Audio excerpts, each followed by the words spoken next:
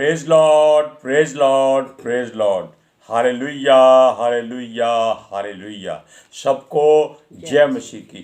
परमेश्वर, हमारा परमेश्वर जो सारे जगत का, सारी सृष्टि का परमेश्वर है, वो चाहता है कि उसकी महिमा सदा की जाए। वो सबको अपना पुत्र नहीं कहता, बस एक ही उसका इकलौता पुत्र है, उसका नाम है यीशु। हालेलुया।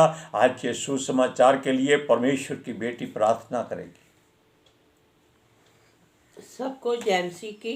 परमेश्वर आप सबके साथ है और आप सबसे बहुत प्रेम करता है। Hallelujah, hallelujah. महान परमेश्वर, सर्वशक्तिमान ईश्वर, जमीन आसमान दे मालिक ते खालिक, तुहाडा धन्नवाद, तुहाडा शुक्र करदे स्वामी।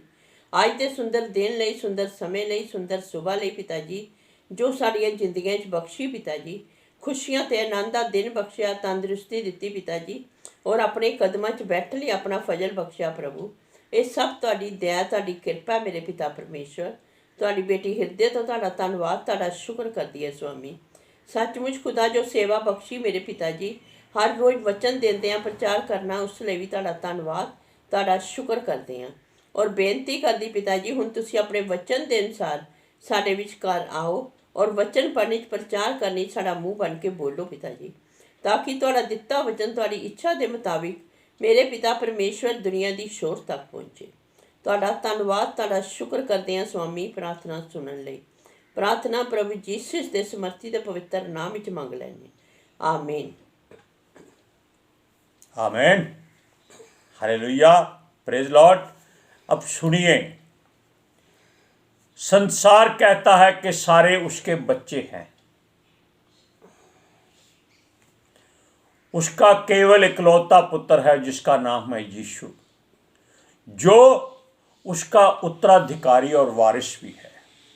और उसी के द्वारा उसने उन लोगों को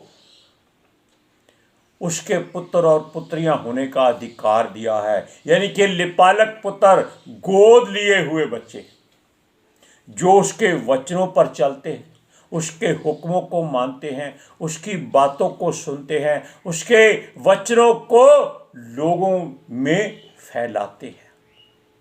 हालेलुया। उसकी हर बात उसकी मर्जी से पूरी करते हैं। हालेलुया। जिसको हर कोई जानता है उसका नाम केवल यीशु मसीह है। हम कहें हमको सारा संसार जानता है, ये नहीं हो सकता। कई बार पड़ोसी ही नहीं जानते तो दूसरे की हम क्या बात करें। क्योंकि आजकल शहरों में आप किसी के घर का पता पूछ लीजिए, आपको कोई नहीं बताएगा, जबकि सारा मोहल्ला ढूंढने के बाद आपको मालूम होगा कि वो उसी का ही घर है और उसी के घर में वो किराएदार है। इसलिए अपने आप को कभी ऐसा मत समझो कि हमें दुनिया जानती है। ये सोचो कि क्या हम अपने आप को जानते हैं? क्या हमको परमेश्वर जानता है? क्या हम उसके गोद लिए बच्चे हैं? क्या हम उसका हुक्म मानते हैं? क्या हम उसकी आज्ञाओं को पूरा करते हैं? क्या उसके वचनों को अपने हृदय में रखते हैं? परंतु सेवक बहुत बनाए हैं जो परमेश्वर के काम करते हैं। हालेलुया। जिनको उसने पुत्र होने का अधिकार दिया है। पुत्र नहीं कहा, मित्र कहा है। यीशु कहता है, आज से तुम दास नहीं हो, आज से तुम मेरे मित्र हो। हालेलुया। अब सुनिए, मनुष्य और गैर जातियों के लोगों में से भी उसने बहुत लोगों को अपना ये अधिकार दिया है।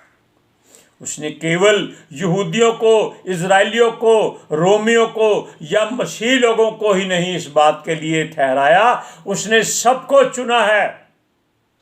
क्योंकि वो कहता है, तू बच, तेरा घराना बचाया जाएगा। अगर एक मनुष्य वो चुन लेता है तो उसके घराने में कितने लोग हैं ये आप थोड़ी जानते हैं, ये प्रभु जानता है।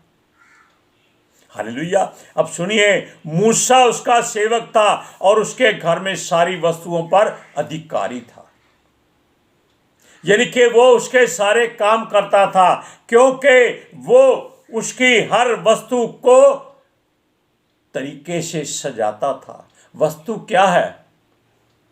वस्तु है कि मनुष्य को उसका प्रचार करना, उसकी आज्ञाओं को बताना और उसके पवित्र भवन में उसके लिए धूप जलाना। ये केवल मूसा था या उसका भाई हारून था, लेकिन मूसा को ज्यादा अधिकार था। अब देखिए, वो उसका पुत्र नहीं कहलाया। अगर मूसा को उसने चुना है तो वो उसका पुत्र क्यों नहीं कहलाया? क्योंकि वो उसका दास था, सेवक था। इब्राहिम को जो कुछ भी दिया उसने इब्राहिम को अपना पुत्र नहीं कहा। उसने उसको अपना सेवक कहा, लेकिन उसको एक आशीष दी कि तेरे वसीले संसार के सारे कुल जातियां आशीष पाएंगे। आशीष क्या है? अच्छाई, धार्मिकता, जो मसीहत कहते हैं। मसीह मनुष्य होते हैं और मसीहत उनका काम होता है। हालेलुया। ये वरदान केवल मूसा को नहीं, इब्राहिम को मिला था और केवल धरती के सारे कुलों के लिए मिला था, किसी स्वर्गदूतों के लिए नहीं मिला था। हालेलुया। मूसा परमेश्वर के घर का हिसाब रखता था, परमेश्वर की सब बातों में गवाही देता था कि कौन क्या करता है, वो क्या जाति है, कौन सी जाति है, कहाँ जाना है, उसको किस शहर में भेजना है, किस जगह पर करना है, उसकी मंडली के लोग कौन है, उसकी वेदी पर धूप कौन जलाएगा, कौन बलिदान करेगा, कौन उसके गीत गाएगा, कौन उसकी सेवा करेगा, कौन उसके सिपाहियों में भर्ती किया जाएगा, किस शहर में आगे जाना है, ये सब आज्ञाएं मूसा देता था। उसने जो जो काम मूसा को दिए, उसने सब काम परमेश्वर की मर्जी से पूरे किए। बस एक को छोड़कर, जिस कारण उसको मरना पड़ा, उसने एक जगह पर परमेश्वर के हुक्म को छोड़ दिया था। परमेश्वर ने कहा कि उस चट्टान के पास बुजुर्गों को लेकर जा, पूर्णियों को लेकर जा। पूर्णिय और बुजुर्ग वो होते हैं जो परमेश्वर के लोगों पर मूसा के द्वारा चुने हुए थे, और कहा था चट्टान से बातें कर, वो पानी देगी, क्योंकि वो चट्टान कोई और नहीं, यीशु मसीह था। तब मूसा ने उन लोगों के क्रोध को अपने ऊपर लेकर शैतान के द्वारा भरमाया गया और उस चट्टान पर 2 बार लाठी मार दी। यहां परमेश्वर क्रोधित हो गया और वो कनान में नहीं जा सका और होरेब पहाड़ पर उसको मरना पड़ा। यानी कि दास ऐसी बात कर दे तो उसको सजा मिलती है, लेकिन पुत्र एक ऐसा है जो अगर सजा का हकदार हो सकता है तब जब वो परमेश्वर का हुक्म ना माने। लेकिन पुत्र ने कोई ऐसा काम नहीं किया कि परमेश्वर उसको कोई सजा दे। वो सारी ताड़ना, सारी सजा वो हमारे कारण उसको मिली थी, हमारे गुनाहों के लिए, हमारे पापों के लिए, हमारे अपराधों के लिए, हमारी बुराइयों के लिए, हमारे ढीठपन के लिए, हमारे घमंड के लिए। हालेलुया। सुनिए, परमेश्वर का उत्तराधिकारी मूसा भी नहीं बना, कोई नबी, संत, दास, प्रचारक जो उससे पहले था या उसके बाद में आया, परमेश्वर का उत्तराधिकारी नहीं कहलाया, परमेश्वर का पुत्र नहीं कहलाया। उसने परमेश्वर की किसी बात को नकारा नहीं, बस जो परमेश्वर ने कहा वो करता रहा। जानते हैं वो कौन था? वो था यीशु मसीह। उसने परमेश्वर के हर हुक्म को ऐसे माना जैसे उसके अंदर परमेश्वर का आत्मा है, और वो था, और वो बड़ा बलशाली था जो उसकी सुरक्षा करता था, जो शरीर, जो कवच उसके द्वारा, परमेश्वर के द्वारा उसको पहनाया गया था। हालेलुया। सुनिए, यीशु ने परमेश्वर के घर को संवारा, झाड़ा, बुहारा और उसको पूरी तरह से साफ और शुद्ध कर दिया और सारी बुराई अपने ऊपर ले ली। और परमेश्वर ने प्रसन्न होकर उसको साफ और शुद्ध कर दिया और आत्मिक तौर पर उठाकर अपने दाहिने बिठा लिया। हालेलुया। अब सुनिए, यीशु जानता था कि परमेश्वर का घर किसी संसारिक वस्तु से नहीं बना, पर चलते फिरते मनुष्य उसके घर हैं। इनकी गंदगी परमेश्वर के पुत्र ने साफ की थी। हालेलुया। आप वचन को पढ़िए, इब्रानियों की पुस्तक 3 अध्याय उसकी 5 से 6 आयत तक। मूसा तो परमेश्वर के सारे घर में सेवक के समान विश्वास योग्य रहा कि जिन बातों का वर्णन होने वाला था उनकी गवाही दे, परंतु मसीह पुत्र के समान परमेश्वर के घर का अधिकारी है और उसका घर हम हैं, यदि हम साहस पर और अपनी आशा के घमंड तक पर अंत तक दृढ़ता से स्थिर रहें।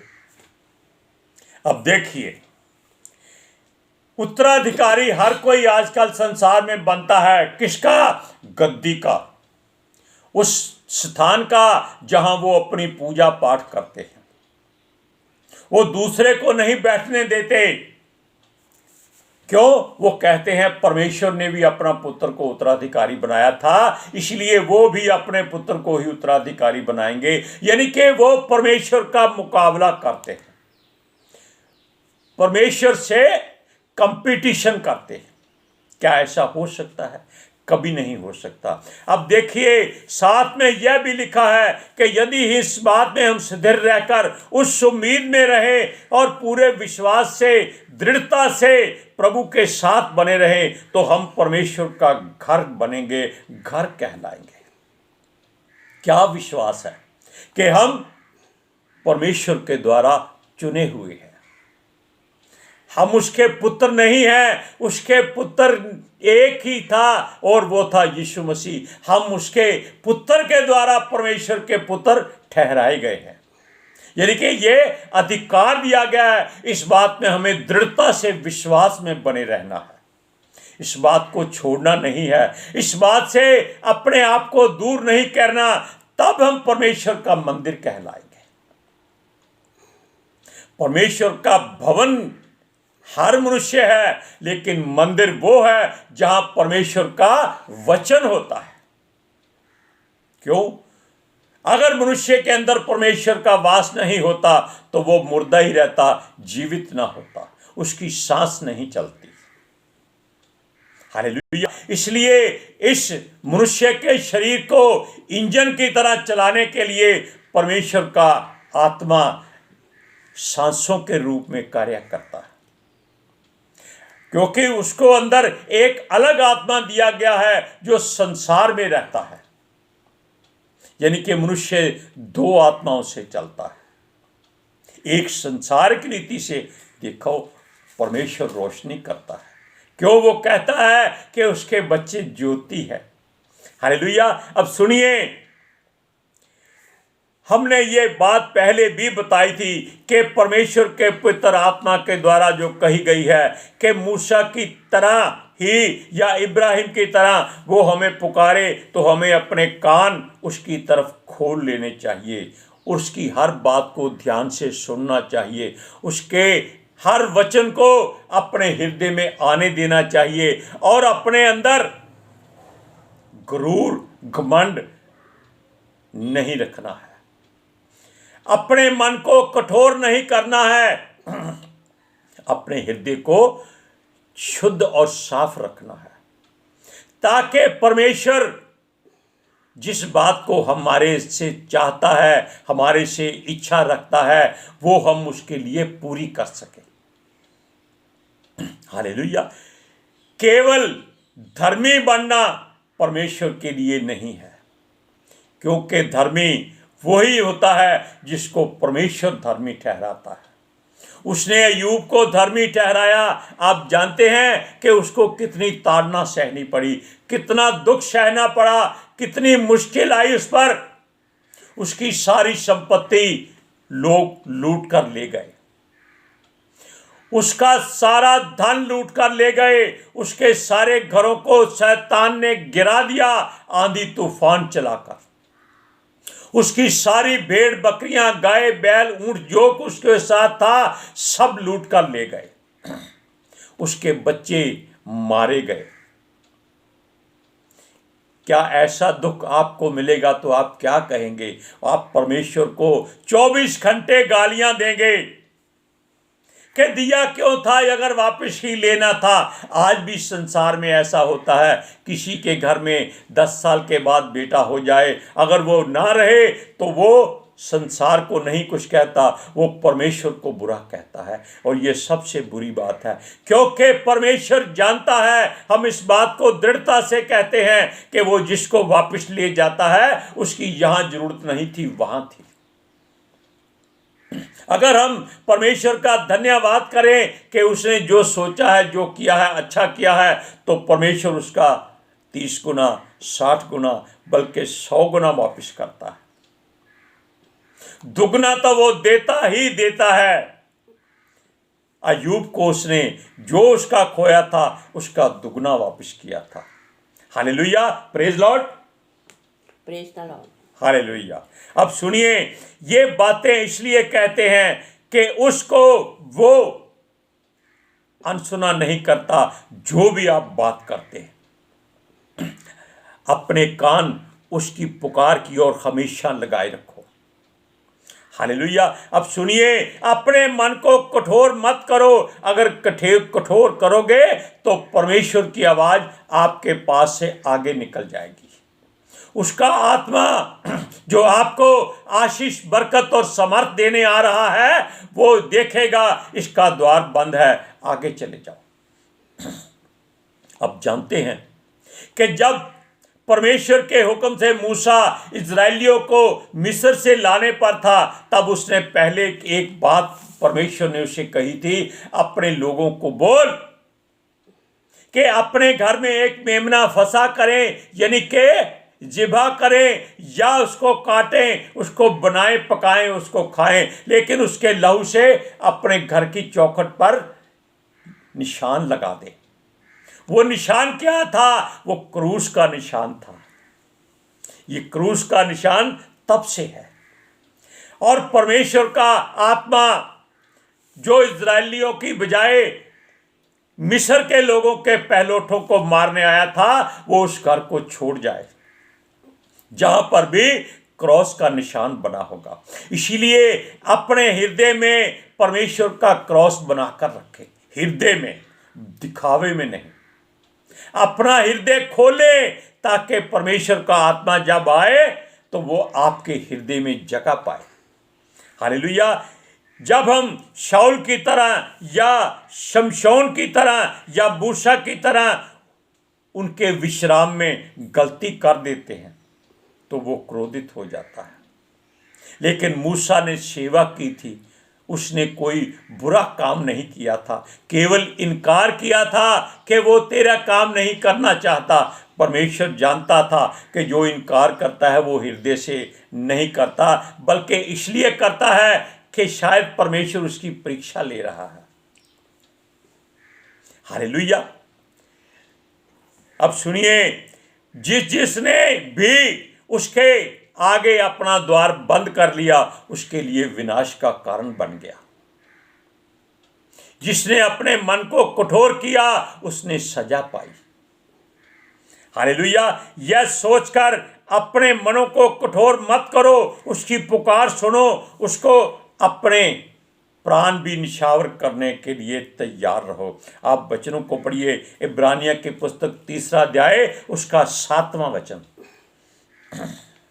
अंत जैसा पवित्र आत्मा कहता है, यदि आज तुम उसका शब्द सुनो तो अपने मन को कठोर ना करो, जैसा कि क्रोध दिलाने के समय और परीक्षा के दिन जंगल में किया था। जंगल में उन्होंने बहुत बुरे काम किए थे, परमेश्वर को बहुत क्रोध दिलाया था, और तब परमेश्वर ने उनसे एक बात कही थी, हुक्म दिया था कि ये लोग मेरे परमेश्वर, यानी कि जो परमेश्वर का विश्राम स्थान है, उसमें ये प्रवेश नहीं कर सकेंगे। इसीलिए परमेश्वर ने गैर जातियों की ओर मुंह किया था और उनको चुना। हम भी गैर जातियों में से परमेश्वर की ओर चुने गए। हालेलुया। अब सुनिए, यीशु पर विश्वास करके उसके पीछे चलते रहना चाहिए हमें, पीछे, आगे नहीं।